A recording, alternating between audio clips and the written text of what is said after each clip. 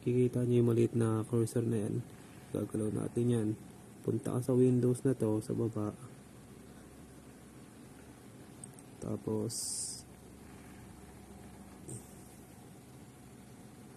taka na ng power. Pindutin mo yan. Tapos may lalabas yan na pop-up. Tapos ang pipindutin mo dyan para mamatay yung shutdown. Click mo lang yan. 1, 2, 3, go.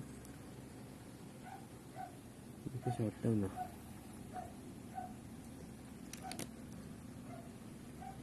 Sarado mo lang ang laptop. And then voila, tapos na.